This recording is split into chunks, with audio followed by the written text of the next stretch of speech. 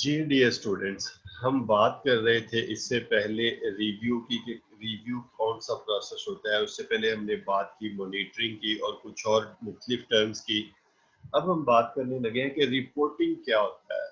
Reporting क्या होता है, रिपोर्ट्स क्या होती हैं और रिपोर्ट्स की डिफरेंट टाइप्स जो है वो कौन कौन सी है, और हम इंशाल्लाह उन तमाम टाइप्स पे बात करेंगे जो आपको आ सकती हैं आपके पीपीएससी के इस टेस्ट में। तो रिपोर्टिंग है क्या my dear student? Process of collecting है।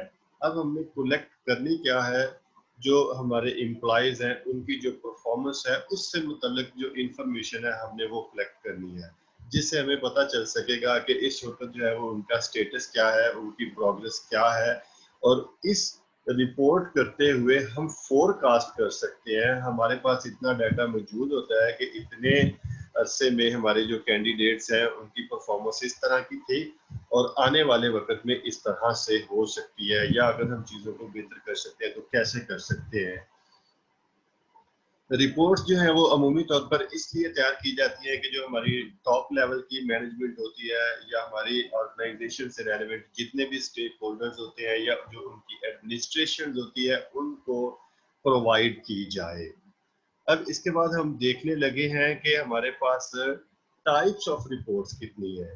तो डियर पार्टिसिपेंट, आपने याद रखना है कि हमारे पास बहुत सी टाइप्स हैं, लेकिन वो अहम टाइप्स जो आपको पीपीएससी के एग्जाम में आ सकती है या जो मेरा एक्सपीरियंस और मैंने देखा कि पास्ट जो पेपर्स हैं आपके उनमें पूछी गई है, वो है जी टोटल 4, जिनमें से एक भी स्टूडेंट है फोरकास्ट रिपोर्ट।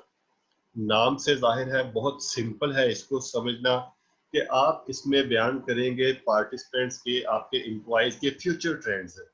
जैसे मैंने गुज़िश्ता स्लाइड पर ये बात की कि आप उनकी परफॉर्मेंस को मुतल्लक आप इंफॉर्मेशन लेते हैं और देन वहां से आप फोरकास्ट करते हैं कि इनकमिंग पीरियड ऑफ टाइम आप अपने जो एम्प्लॉयज हैं उनकी परफॉर्मेंस को किस तरह से आगे लेकर जा सकते हैं और कितना आगे लेकर जा सकते हैं।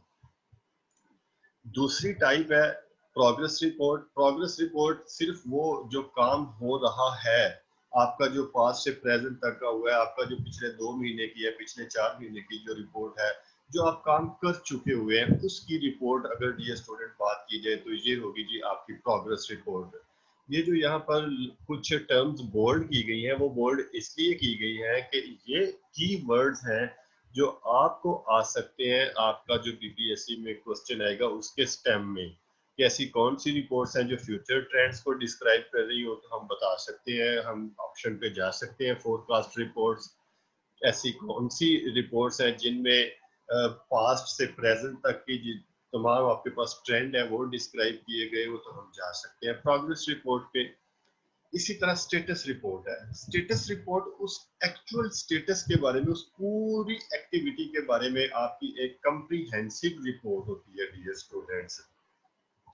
इसमें सिर्फ आप इस चीज को नहीं देख रहे कि पास्ट से प्रेजेंट तक उनकी परफॉर्मेंस क्या है, बल्कि इसमें आप वो तमाम फैक्टर्स भी डिस्कस करते हैं कि अगर परफॉर्मेंस जो है वो पुअर जा रही है तो क्यों जा रही है, अगर बेहतर जा रही है तो क्यों जा रही है। तो एक ओवरऑल जो स्टेटस होता है, अगर आपकी रिपोर्ट उसको बयान करे तो ये आपकी कहलाएगी जी स्टेटस रिपोर्ट।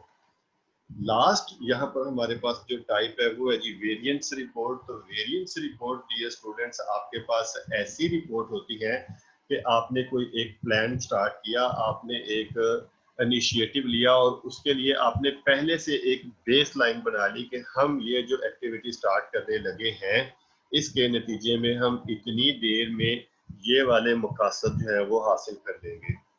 अब ये थी आपकी बेस लाइन जो आपने प्लान की हुई थी। उसके बाद आपने जब वो प्लान, वो प्रोग्राम आपने स्टार्ट कर दिया तो जितना आपका टाइमलाइन था, आपने उसके बाद जाकर देखा कि एक्चुअल में सिचुएशन क्या है। आपकी जो रियल आपके पास जो इनिशियल आपके पास जो बेसलाइन थी उसमें और जो रियल सिचुएशन है उसमें जो डिफरेंस है, वेरिएंस है, अगर इसको वो डिस्क्राइब करें तो ये आपकी कहलाएगी जी वेरिएंस रिपोर्ट। आई होप कि ये तमाम जो कॉन्सेप्ट्स हैं वो इतने इजी वे में हम एक्सप्लेन कर रहे हैं कि आप लोगों के अभी इंशाल्लाह ये साथ साथ ही क्लियर होते जाएंगे। इसके बाद हमने बात करनी है डियर पार्टिसिपेंट्स एडमिनिस्ट्रेशन की। मैनेजमेंट की हम पहले बात कर चुके हैं, एडमिनिस्ट्रेशन की अगर बात करें तो जो आपको क्वेश्चन आपके पेपर में आ सकते हैं वो कुछ इस तरह से हो सकते हैं कि जो एडमिनिस्ट्रेशन का वर्ड है ये ड्राइव कहाँ से किया गया है। तो लैटिन लैंग्वेज के दो वर्ड थे, डियर पार्टिसिपेंट, एड और मिनिस्टर, इनसे इसको माखूज किया गया है जिसका मतलब है टू सर्व। तो आपको क्वेश्चन कुछ इस तरह से आ सकते हैं कि ये ड्राइव किन वर्ड से किया गया है। नीचे आपके पास चार ऑप्शन हो सकती है। उसके अलावा लैंग्वेज से आ सकता है क्वेश्चन के किस लैंग्वेज का ये वर्ड है, तो याद रखिए लैटिन वर्ड है। उसके बाद इसके मीनिंग को लेकर आपको एक क्वेश्चन जो है वो आ जाता है। तो एडमिनिस्ट्रेशन का मतलब जो है वो टू सर्व करना है। जी, इसके बाद अगर मैं इसको और ज्यादा सिंपल वे में आपके सामने अर्ज करूं तो आपके पास जो एडमिनिस्ट्रेशन है बेसिकली वो मैनेजमेंट ऑफ अफेयर्स है, लुकिंग आफ्टर द पीपल है। तो अगर इस तरह की कोई चीज, इस तरह के कोई आपके पास की वर्ड्स आ जाते हैं तो वहां पर आप जाएंगे जी इंशाल्लाह इस ऑप्शन पर जिसका नाम है एडमिनिस्ट्रेशन। एडमिनिस्ट्रेशन के बारे में वो ये कहता है कि एडमिनिस्ट्रेशन आपके पास एक अम्ब्रेला टर्म है, एक ब्रॉडर स्पेक्ट्रम रखने वाली टर्म है। अगर मैं इसको फर्क कुछ इस तरह से बयान करूं कि एडमिनिस्ट्रेशन जो है वो एक बड़ी टर्म है और मैनेजमेंट जो है उसका सब पार्ट होता है या सब ग्रुप होता है। मैनेजमेंट जो है वो बेसिकली आपकी एडमिनिस्ट्रेशन जो है उसके अंडर काम करती है। इस तरह आपको अगर ये पीपीएससी का आप रिटन टेस्ट देने जाएं और इंशाल्लाह उसके बाद जब आप लोग इंटरव्यू के लिए जाएं तो वहां पर आपसे पूछा जा सकता है और ये अक्सर क्वेश्चन पूछे जाते हैं कि what is difference between educational administration and educational management. तो उन डिफरेंसेस को बयान करते हुए आप वहां पर इस बात का भी जिक्र कर सकते हैं कि जो आपकी एडमिनिस्ट्रेशन है ये आपके पास अम्ब्रेला टर्म है और इसमें शामिल होती है आपकी मैनेजमेंट। तो मैनेजमेंट इसका सब ग्रुप या सब पार्ट बन जाएगा। इसके अलावा अगर हम बात करें एजुकेशनल एडमिनिस्ट्रेशन की तो उसका तल्लुक जो है वो डियर स्टूडेंट्स सिर्फ और सिर्फ हमारी जो एजुकेशनल ऑर्गेनाइजेशंस हैं इनके साथ होगा। आगे बढ़ते हैं जी और अब हम कुछ फर्क देख लेते हैं इन, ये जो अभी आप लोगों की स्क्रीन पे आप लोगों को एक स्लाइड नजर आ रही है, यहाँ पर फर्क बताया गया है एडमिनिस्ट्रेशन और मैनेजमेंट का। फोकस आपने फिर उसी चीज पे रखना है जैसे मैं पहले अर्ज कर चुका हूँ कि इस चीज को लेकर आपको ना सिर्फ आपका जो रिटन टेस्ट है उसमें क्वेश्चन आएगा बल्कि इंशाल्लाह जब आप सब लोग इंटरव्यू के स्टेज पर जाएंगे वहां पर भी ये चीजें आपको हेल्प करेंगी। एडमिनिस्ट्रेशन जो होते हैं डियर स्टूडेंट वो पॉलिसी मेकर्स होते हैं, जबकि जो मैनेजर्स होते हैं आपके वो पॉलिसी को इम्प्लीमेंट करने वाले लोग होते हैं। तो देख लें इसमें से एडमिनिस्ट्रेशन जो है वो बड़ी टर्म है और मैनेजमेंट छोटी टर्म है। एडमिनिस्ट्रेशन जो होती है इस लेवल पे लेजिस्लेटिव वर्क किया जाता है, कानून साजी की जाती है, जैसे वो हमने पहले बात की कि पॉलिसीज बनाई जाती है। जबकि अगर दूसरी तरफ देखा जाए तो जो मैनेजमेंट है वो उन जो आप फंक्शन जिनको आप लेजिस्लेट करते हैं वो उनको एग्जीक्यूट करते हैं। तो तो ये आपके बेसिकली वो टर्मिनल आपके एजेंट होते हैं जिन्होंने उन पॉलिसीज को, उन प्रोग्राम्स को, उन प्लान्स को एग्जीक्यूट करना होता है। उसके बाद जो हमारे पास एडमिनिस्ट्रेशन है इसका तल्लक अमूमी तौर पर होता है, जो दो कंसेप्ट यहाँ पर मैंने आप सब लोगों के लिए अर्ज कर रहा हूँ वो है जी प्लानिंग और ऑर्गेनाइज के साथ। कि प्लानिंग जो है वो उस लेवल पे होती है और डिफरेंट जो आपके कॉन्सेप्ट्स हैं, कंपोनेंट्स हैं, उनको ऑर्गेनाइज वहां पे किया जाता है। जबकि आपकी जो मैनेजमेंट है ये स्पेसिफिकली इसका तल्लक जो है वो मोटिवेशन के साथ और लोगों को या फंक्शंस को कंट्रोल करने के साथ है ताकि आप अपने वो मतलूबा ऑब्जेक्टिव्स हासिल कर सके जिनके लिए आपको एज मैनेजर जो है वो लगाया गया है। एक और फर्क अगर मैं इसमें अर्ज करूं तो जो आपके पास एडमिनिस्ट्रेशन है ये बेसिकली जैसे आपके पास बोर्ड ऑफ डायरेक्टर होता है, बोर्ड ऑफ गवर्नर्स होता है आपके पास, ये इस तरह का होता है। जबकि अगर आप मैनेजमेंट की बात करें तो वो ऐसे लोग होते हैं जो उनके अंडर काम कर रहे होते हैं, डायरेक्टर्स के। तो आई होप कि ये फर्क जो था वो आप सब लोगों के लिए इजी टू अंडरस्टैंड और क्लियर होगा। हमने इंतहाई सिंपल वे में ये चीजें आपके सामने प्रेजेंट की हैं। उसके बाद ये स्टूडेंट्स कुछ ऐसी टर्म्स हैं जिनका तल्लक अब आपकी ये जो बुक्स जो आप इवन मैंने आपके लिए रिकमेंड की हुई है उनमें भी नहीं है। हमने देखना है वो कौन सी टर्म्स है और उन टर्म्स को लेकर जो आपको क्वेश्चन है वो कैसे कैसे आते हैं। आपको याद है ये जो हमारा टॉपिक आजकल लेकर चल रहे हैं, ये है जी आपका एजुकेशनल एडमिनिस्ट्रेशन। इतना वसी टॉपिक है कि इसी में मैनेजमेंट आ जाएगी, मैनेजमेंट के फंक्शन आ जाएंगे, लीडरशिप आ जाएगी, लीडरशिप स्टाइल आ जाएंगे, लीडरशिप की थीरीज आ जाएंगी। मैनेजमेंट की थीरीज भी अभी हमने इंशाल्लाह पढ़नी है। उसके बाद आपकी और बहुत सारी चीजें इसमें हम इंशाल्लाह जो है वो आप लोगों के लिए स्टार्ट करने वाले हैं। नेक्स्ट हम देखते हैं जी ऑर्गेनाइजेशनल बिहेवियर।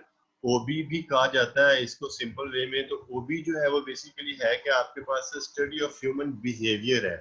आप एक ऑर्गेनाइजेशन के अंदर रहते हुए ये स्टडी करें कि आपके पास जो एम्प्लॉयज हैं, आपके पास जो लोग हैं, उनका जो बिहेवियर है, अगर आप उसको स्टडी करते हैं और वहां पर आपने ये चीज देखनी है कि लोग जो है उनके एक ऑर्गेनाइजेशन में रहते हुए एक दूसरे के साथ रवैये कैसे हैं।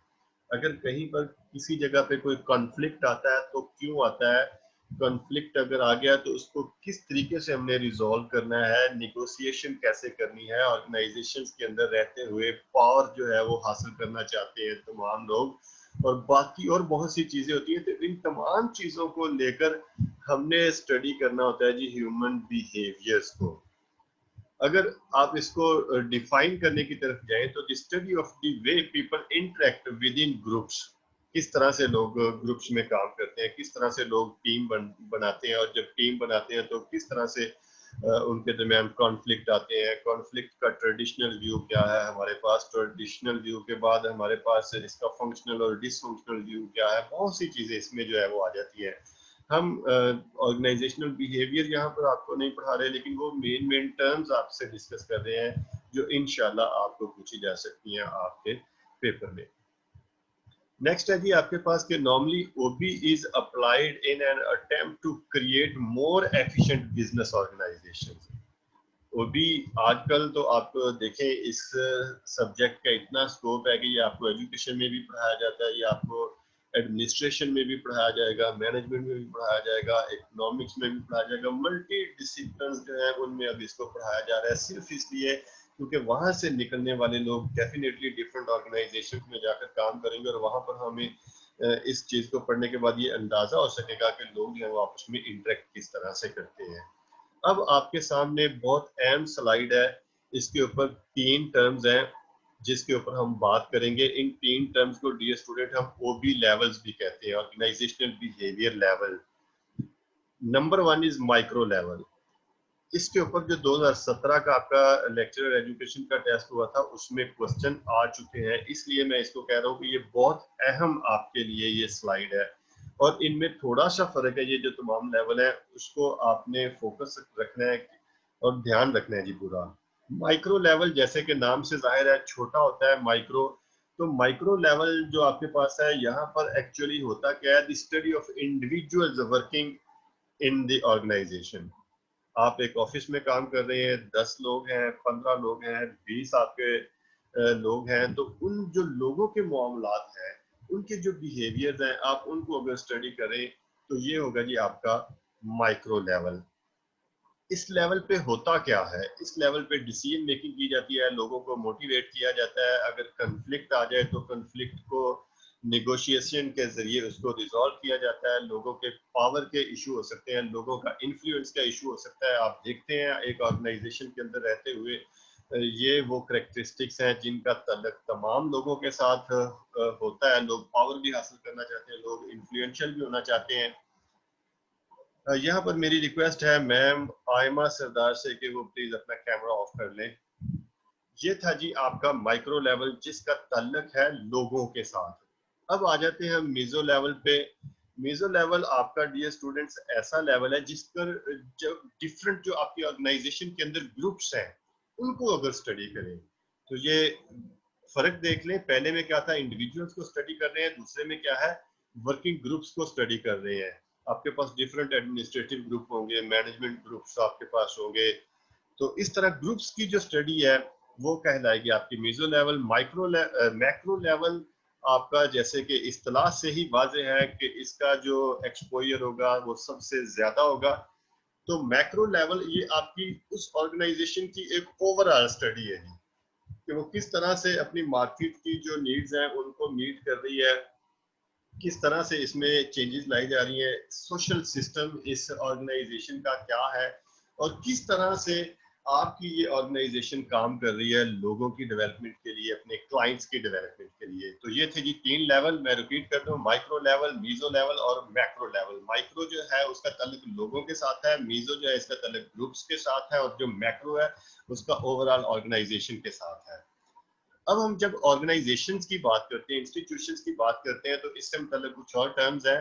मैं बहुत ज्यादा टाइम आप लोगों का जाया नहीं करूंगा, बहुत ज्यादा लंबी डिटेल में नहीं जाऊंगा, फोकस्ड रहूंगा जी। क्वालिटी, क्वालिटी मुल्लर एंड फनल कहते हैं कि ये quality is customer driven.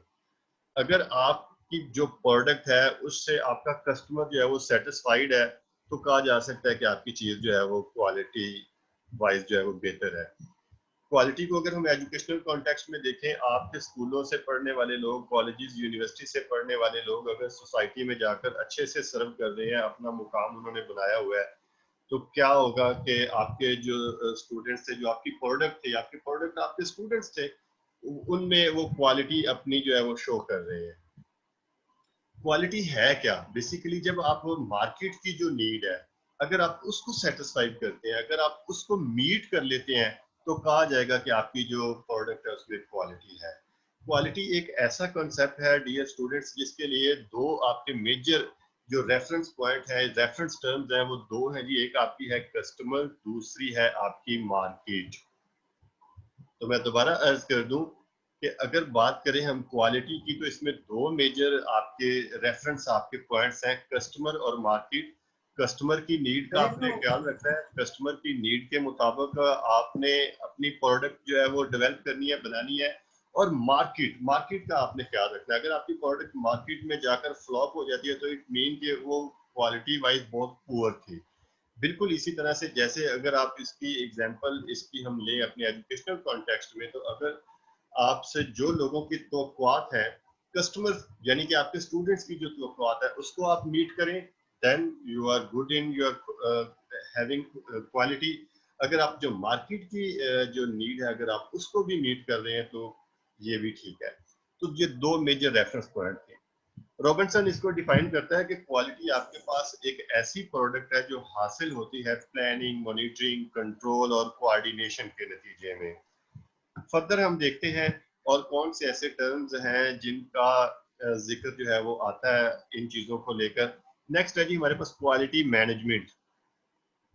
Quality management basically the student, आप इस तमाम प्रोसेस को, जिस प्रोसेस के दौरान आप उस क्वालिटी के उस लेवल को, वो जो डिजायर्ड लेवल है आपके पास, जिसकी नीड है मार्केट में, जो मार्केट आपसे एक्सपेक्ट कर रही है, तो उस लेवल को अचीव करने में आपका जो ओवरऑल प्रोसेस है, अगर आप इस सारे को अच्छे से देख रहे हैं, तो इस प्रोसेस को हम कहते हैं जी क्वालिटी मैनेजमेंट।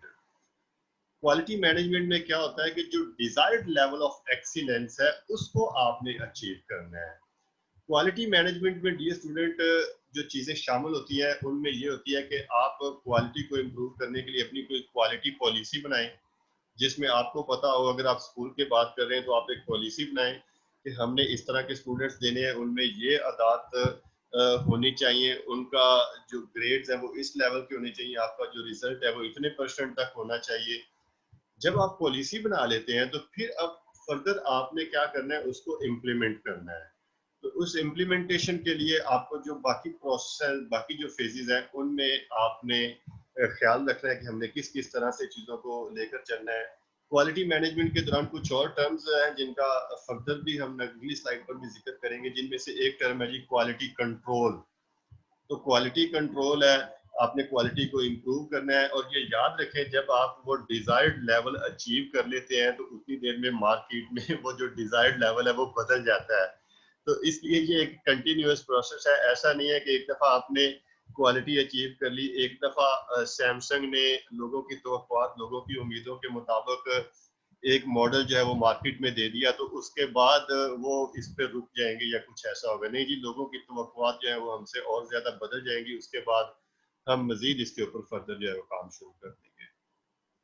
अगर इस सारे प्रोसेस को मैनेज करने की बात की जाए, तो एक और इस्तेलाह इस्तेमाल होती है जी टोटल क्वालिटी मैनेजमेंट या TQM की। अब हम बात करने लगे हैं जी क्वालिटी कंट्रोल क्या होता है। तो क्वालिटी कंट्रोल जो है वो एक बहुत पुरानी टर्म है जो इस्तेमाल होती है। क्वालिटी कंट्रोल डियर स्टूडेंट, दरअसल आपके पास एक ऐसा प्रोसेस है जिसमें आप किसी भी आपकी जो प्रोडक्ट है आपके जो आप मार्केट में भेज रहे हैं अपने, उसमें उन्होंने डिटेक्ट करने हैं नकाइस।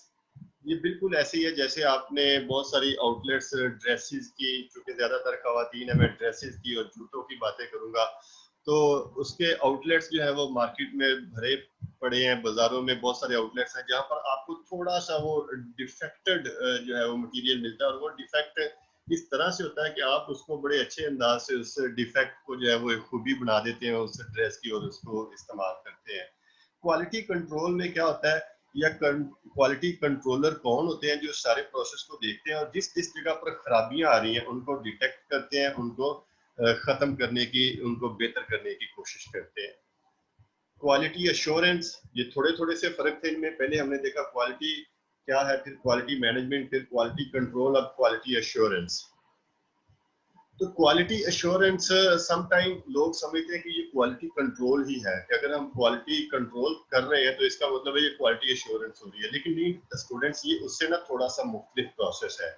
जैसे हमने क्वालिटी कंट्रोल देखा था, वो आपका क्या था, आपकी जो प्रोडक्ट जो है वो बन रही है या बनने के बाद आप मार्केट में जब उसको भेजने लगे हैं, आपने देखा कि अगर वो डिफेक्टिव थी तो वो निकाल ले, कि हमारा मार्केट में नाम खराब ना हो जाए। इसी तरह quality assurance, it is a before and during the event process. Before किस लिए, आपका भी मटेरियल बना नहीं है जिससे नुकस आपने वो निकायस आपने निकालने हैं, उससे पहले कि आप वो अरेंजमेंट इस तरह से करें कि आपके वो नकाइश पैदा ही ना हो। और ड्यूरिंग द इवेंट है कि आपके वो आपने स्टडीज की है, आपने कंट्रोल क्वालिटी कंट्रोल के जो मुख्तलिफ फेजेस आपके उसमें हो चुके हैं, आपको पता चल गया कि अगर ये एक डिफेक्ट आ रहा है तो वो किस वजह से आ रहा है, आपने डिटेक्ट किया, उसको रिजॉल्व किया। तो क्वालिटी एश्योरेंस जो है इसका इन दोनों के साथ ताल्लुक है।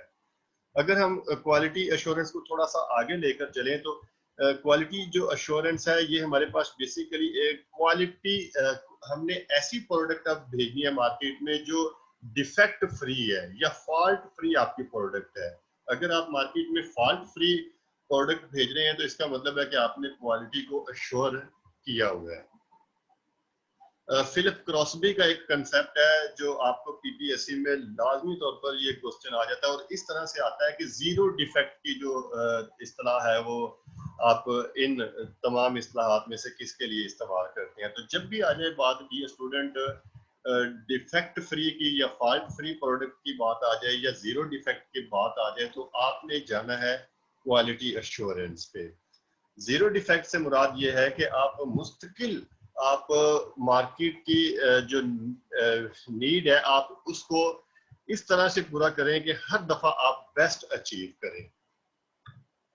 आगे चलते हैं जी, टोटल क्वालिटी मैनेजमेंट देख लेते हैं। तो जैसे कि नाम से जाहिर है टोटल, तो टोटल से मुराद वो टोटलिटी है आपकी तमाम एस्पेक्ट्स की, आपके तमाम जो उस ऑर्गेनाइजेशन के अंदर रहते हुए काम हो रहे हैं उन तमाम की टोटलिटी है, सिर्फ इसलिए कि आपका जो कस्टमर है आप उसकी जो नीड है उसको पूरा करें। तो TQM जो है इसमें बेसिकली आपका जो कस्टमर होता है उसको सॉवरेन पोजीशन हासिल होती है, उसकी नीड को पूरा करने के लिए ही हम काम जो है वो कर रहे होते हैं। TQM में क्या होता है कि customer with what they want, हम इस चीज को ख्याल रखते हैं कि कस्टमर की नीड क्या है उसको हमने पूरा करना है। आगे बढ़ते हैं जी, हमने देखना है प्रिंसिपल कौन से हैं क्वालिटी मैनेजमेंट के। नंबर 1 इज कस्टमर फोकस, कि जैसे मैं पहले ही कर चुका हूँ कि कस्टमर जो है वो आपके लिए ज्यादा अहम है, तो कस्टमर फोकस, कस्टमर पे आपका फोकस होता है। लीडरशिप, लीडरशिप आप जिस ऑर्गेनाइजेशन की भी बात करें अगर, तो उसमें लीडरशिप बहुत अहम रोल प्ले करता है। ये आपकी लीडरशिप ही है जो आपकी एक ऑर्गेनाइजेशन को आसमानों से, अगर बुरी लीडरशिप हो तो वो गिरा देती है नीचे, और वो लीडरशिप ही है जो आपकी ऑर्गेनाइजेशन को, आपके नेशन को, आपकी कंट्री को जमीन की वो गहराइयों से उठाती है और आसमान की वस्तुओं तक ले जाती है। आप अपने इर्द गिर्द देख लें, हमारे हमसाए ममालिक में जहाँ पे लीडरशिप जो थी उन्होंने इफेक्टिव रोल प्ले किया, आज उनकी इकोनॉमी बेहतर है, आज उनकी तमाम चीजें हमसे बेहतर है अगर लीडरशिप के मसाइल हो। इसलिए लीडरशिप जो है वो एक क्वालिटी मैनेजमेंट के अहम रोल प्ले करता है, ज्यादा तफसील में नहीं जाऊंगा। नेक्स्ट है जी इंगेजमेंट ऑफ पीपल, आप अपने लोगों को आपने इंगेज कैसे करना है, उस क्वालिटी को मीट करने का आपका जो प्रोसेस है, इस सारे प्रोसेस में आपकी ऑर्गेनाइजेशन में भी ऐसे होगा डियर स्टूडेंट। इवन अगर आप ज्यादातर टीचर्स हैं जैसे, तो इसी से एग्जांपल लेते हैं कि आपकी स्कूलों में, कॉलेजेस में, यूनिवर्सिटीज में बहुत से टीचर्स ऐसे होंगे जो काम करना पता नहीं उनको अजाब लगता होगा, बहुत मुश्किल लगता होगा। लेकिन अगर आप क्वालिटी प्रोडक्ट देना चाहते हैं तो तमाम लोगों को आप इंगेज करें। नेक्स्ट है प्रोसेस अप्रोच। प्रोसेस अप्रोच से मुराद ये स्टूडेंट ये है कि वो जो तमाम एक ओवरऑल प्रोसेस चल रहा है उस क्वालिटी मैनेजमेंट का, क्वालिटी एश्योरेंस का, उस पूरे प्रोसेस को आपने फोकस करना है। कहीं ऐसा ना हो कि बाकी चीजों पे फोकस करते हुए हम उस प्रोसेस को ही भूल जाएं जिसके ऊपर हमारा फोकस होना चाहिए था। नंबर 5 है जी कंटिन्यूअस इम्प्रूवमेंट। कंटिन्यूअस इम्प्रूवमेंट से मुराद वही, जैसे मैंने पहले अर्ज किया कि आप जैसे ही मार्केट की नीड को पूरा करते हैं, मार्केट की नीड बदल जाती है, आपको फौरन अगले लेवल की प्रोडक्ट तैयार करनी होती है, आपको फौरन जो आपने पहले अचीव कर लिया हुआ है उससे आगे जाना होता है। छठा पॉइंट है जी एविडेंस बेस्ड अप्रोच। आप अगर डिसीजन ले तो वो हवा में डिसीजन ना ले, आपके डिसीजन ऐसे होने चाहिए, अगर आपने किसी टीचर को फायर करना है या हायर करना है या आपने पनिश करना है, आपने उसको रिवार्ड देना है, तो ये तमाम जो चीजें हैं ये एविडेंस बेस्ड होनी चाहिए, ये भी एक असूल है। लास्ट है हमारे पास रिलेशनशिप मैनेजमेंट। रिलेशनशिप मैनेजमेंट में ये है कि आपके ऑर्गेनाइजेशन जो है उसके जो अंदर लोग एम्प्लॉयज काम कर रहे हैं उन तमाम का आपस में अच्छा रिलेशन होना चाहिए, और इसके अलावा आपकी वो जो ऑर्गेनाइजेशन है उसका इंटर और इंट्रा रिलेशनशिप दोनों जो है वो उसके ऊपर काम बेहतर होना चाहिए। बहुत ज्यादा तफसील में नहीं जाऊंगा, इंटर इंट्रा क्या होता है आप लोगों को सब पता है। अब हम डियर स्टूडेंट्स पढ़ने लगे हैं जी मैनेजमेंट थ्योरीज। बहुत अहम थ्योरीज हैं और इन थ्योरीज को लेकर आपको क्वेश्चन कुछ इस तरह से आते हैं कि थ्योरी का नाम आ जाएगा और पूछा जाएगा कि ये किसने थ्योरी जो थी वो पेश की, या किसी वो आपको एक्सपोनेंट जो थे उनके उनका नाम आ जाएगा और पूछा जाएगा कि इनका तल्लक, इनकी एसोसिएशन जो है वो किस मैनेजमेंट थ्योरी के साथ है, या कोई जो मेन फोकस है इसका उसमें से किसी एक पॉइंट पर आ सकते हैं आपको क्वेश्चन। डिस्कस करते हैं जी। सबसे पहले जी scientific management theory. Scientific management theory की बात की जाए तो इसके साथ जो एसोसिएशन है, जो ताल्लुक है, वो है जी फ्रेडरिक टेलर का। फ्रेडरिक टेलर जो थे वो फादर ऑफ साइंटिफिक मैनेजमेंट या साइंटिफिक बिहेवियर भी कहलाते हैं। तो आपको ये क्वेश्चन इस तरह से भी आ सकता है कि साइंटिफिक मैनेजमेंट थ्योरी जो थी वो किन्होंने दी, या ये भी आ सकता है कि who is father of scientific management theory, या who is the father of scientific behaviour. तो आपका ऑप्शन होगा, आपका आंसर होगा जी टेलर साहब। इसमें वो क्या कहते हैं कि आप अपने काम को सिंगल एक बेस्ट एक्टिविटी के तौर पर आप परफॉर्म करें। वो कहते हैं कि आप जो भी टास्क करने लगे हैं आप इसको साइंटिफिक वे में करें। इस थ्योरी के 4 असूल हैं डियर पार्टिसिपेंट। तो क्वेश्चन इस तरह से भी आ सकता है कि साइंटिफिक मैनेजमेंट थ्योरी के टोटल जो नंबर ऑफ प्रिंसिपल्स है वो कितने हैं, तो 4 है जी। पहला कौन सा है कि develop a science for each aspect of work. वही जो मैंने अर्ज की कि हर काम जो है वो साइंसी बुनियादों पर होना चाहिए। नेक्स्ट ये है कि अगर आप इन चीजों को इंश्योर करने लगे तो आपके पास जो लोग हैं, जो लोगों की हायरिंग है, सिलेक्शन है, वो मेरिट बेस्ड होनी चाहिए, साइंटिफिक मेथोडोलॉजी के मुताबिक होनी चाहिए। उसमें आपके नेपोटिज्म या फेवरेटिज्म ऐसी नहीं होनी चाहिए कि अपने वजीर मुशीर सारे अपने रिश्तेदार मामी पुफी के बेटे ही लगा लिए। तीसरा असूल है वो ये कहता है कि जो आपके एम्प्लॉइज हैं वो आपके दोस्त हैं, आपके दुश्मन नहीं है। तो आप उनके लिए अपनी ऑर्गेनाइजेशन में कोऑपरेशन वाला एक एनवायरनमेंट जो है वो क्रिएट करें, उनके लिए मुश्किलात ना पैदा करें। आखिरी डी स्टूडेंट प्रिंसिपल है कि divide all work and responsibility equally. ये नहीं कि किसी को काम बहुत ज्यादा दे दिया और किसी को काम बहुत थोड़ा दे दिया, इक्वली आप वर्कलोड जो है इसको डिस्ट्रीब्यूट करें। तो ये अभी हमने पढ़ी है जी साइंटिफिक मैनेजमेंट थ्योरी। इसको लेकर मैं आपको थोड़ा सा रिवाइज कर दूं स्लाइड, इवन तो मैं आगे आ चुका हूं लेकिन मैं आप लोगों को वो कनेक्टेड रखने के लिए। हमने देखा कि ये प्रेजेंट किसने की, हमने ये देखा कि क्वेश्चन आ किस तरह से सकते हैं। तो उस स्लाइड को लेकर आपके जो 6-7 क्वेश्चन आ चुके थे उनके ऊपर हम बात कर चुके हैं। नेक्स्ट है जी bureaucratic management theory. Bureaucratic management theory का जब भी नाम आ जाए आपने टिक करना है जी मैक्स वेबर की जो थ्योरी है, कि ये किन्होंने प्रेजेंट की है, मैक्स वेबर ने। इस थ्योरी के कुछ असूल जो हैं वो 4 से ज्यादा हैं, देख लेते हैं। Number 1 is qualification based hiring. कि जो आपके एम्प्लॉयज की सिलेक्शन है वो उनकी एजुकेशनल क्वालिफिकेशन बेस्ड होनी चाहिए। पढ़े लिखे लोग, स्किलफुल लोग, ट्रेंड लोग जो है आप उनको ले। मेरिट बेस्ड प्रमोशन, उनकी प्रमोशन जो है उसमें कोई और मामला नहीं होनी चाहिए, मेरिट बेस्ड होनी चाहिए। चेन ऑफ कमांड होनी चाहिए। वो ये कहता है कि हर ऑर्गेनाइजेशन का एक ऑर्गेनाइजेशनल स्ट्रक्चर होना चाहिए और एक हायरार्की होनी चाहिए, और उस हायरार्की में हर बंदे को पता हो कि वो किस किस को जवाबदेह है या वो किस किस से जवाब ले सकता है। तो बहुत अहम असूल है और बड़ा सिंपल सा असूल है कि हर ऑर्गेनाइजेशन के अंदर डियर स्टूडेंट क्या होना चाहिए, स्ट्रक्चर होना चाहिए। नेक्स्ट पॉइंट है डिवीजन ऑफ लेबर। वर्कलोड को आप डिवाइड करें और जो आप जिस बंदे को काम तफवीज करें उसको उस काम के अकाउंटेबल भी ठहराएं, उससे उस काम के जवाबदेही भी करें। इम्पार्शियलिटी है जी इसका नेक्स्ट, के ऑल जो आपके तमाम असूल ज़वाबत है वो तमाम लोगों के लिए एक जैसे होने चाहिए। ऐसा नहीं है कि अगर आपका कोई करीबी है, आपका कोई लेफ्ट हैंड है, राइट हैंड है, जैसा भी है, जो अक्सर होते हैं ऑर्गेनाइजेशन में, कुछ मैनेजर्स के चहेते लोग होते हैं, तो तमाम वो कहता है कि आपके जो रूल्स रेगुलेशन है तमाम लोगों के लिए यकसा होने चाहिए, इसमें कोई बायसनेस नहीं होनी चाहिए। अगला असूल जिसके ऊपर वो बात करता है मैक्स वेबर, वो कहता है कि आपकी उस ऑर्गेनाइजेशन की तमाम एक्टिविटीज जो हैं वो रिटन फॉर्म में उनका रिकॉर्ड आपके पास होना चाहिए। कोई बहुत ज्यादा कॉम्प्लिकेटेड चीजें नहीं है, आप सब लोगों को समझ आ रही है, तो मैं इतना सिंपल से वे में आगे बढ़ता चलूं या इनको और ज्यादा एक्सप्लेन करने की जरूरत है? मुझे आप लोग चैट बॉक्स में अपनी राय जो है वो दे सकते हैं। अगला जो इसमें आखिरी पॉइंट है वो भी बहुत अहम पॉइंट है, वो ये कहता है कि आपके जो ऑनर्स होते हैं ना वो मैनेजर नहीं होते, या उनको मैनेजर होना नहीं चाहिए। ऑनर को ऑनर ही होना चाहिए और जो आपका मैनेजर है वो आपका क्वालिफाइड बंदा होना चाहिए, क्योंकि ये जरूरी नहीं होता कि जो आपका ऑनर है जिसके पास सरमाया है, इन्वेस्टमेंट है, वो अच्छा मैनेजर भी साबित हो सके।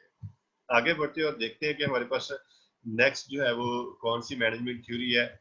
जी dear students, contingency management theory. हमारे पास अभी इस मीटिंग में 3.5 मिनट है, इसलिए हम इंशाल्लाह इसको स्टडी करते हैं, इसको बात करते हैं इस पर। इस थ्योरी को डियर स्टूडेंट पेश किया जी फेडरल ने, और ये कहते हैं कि आपका जो लीडर है वो बड़ा फ्लेक्सिबल सा होना चाहिए। फ्लेक्सिबल से ये मुराद है कि वो जिस तरह की सिचुएशन में जाए वो अपने आप को अडेप्ट कर ले। ये इस्तिलाहात जो है इनका फर्क आप जानते हैं, एक अडॉप्ट होता है, एक अडेप्ट होता है। अडॉप्ट ये है कि एक बाहर का अगर कोई सिस्टम है या कोई भी एक चीज है आप उसको एज होल ले लें तो वो अडॉप्ट करना होता है, और अडेप्ट ये है कि जो चीजें चली उसमें थोड़ा बहुत रद्द बदलाव कर सके। तो वो कहता है कि चेंजिंग इन्वायरमेंट के साथ आप क्या कर सके, इनको अडेप्ट कर सके।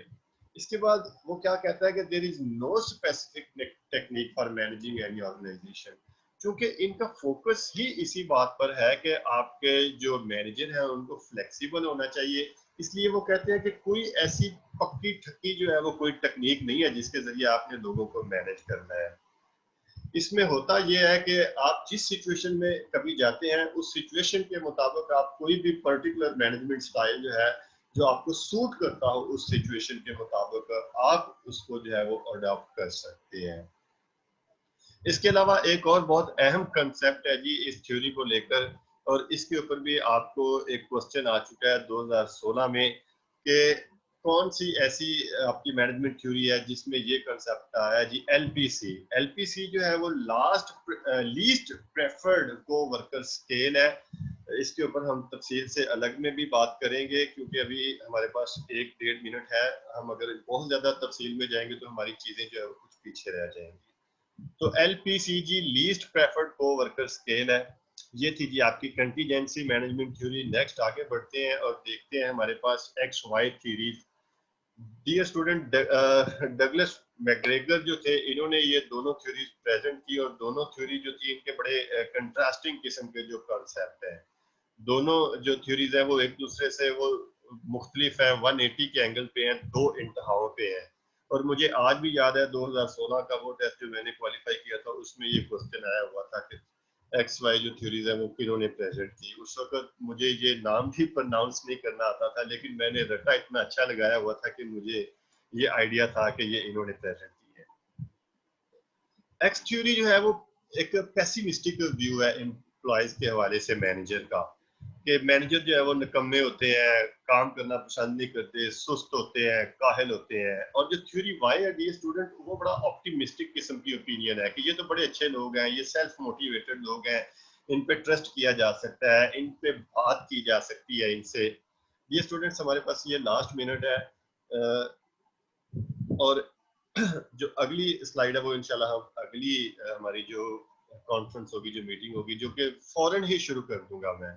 आप 28 लोग हैं मेरे साथ, फौरन ही ज्वाइन कीजिएगा इंशाल्लाह, उस पर फिर बात करते हैं। तो मैं अर्ज कर रहा था कि एक्स और वाई थ्योरीज मैकग्रेगर ने दी हैं, और दोनों एक दूसरे से जो है वो बिल्कुल अपोजिट है, दोनों डिफरेंट है। एक में एम्प्लॉय को ऐसे देखा जाता है कि ये काहिल, सुस्त, निकम्मा, चोर है, दूसरे में उसको उतना ही ज्यादा अफेक्टिव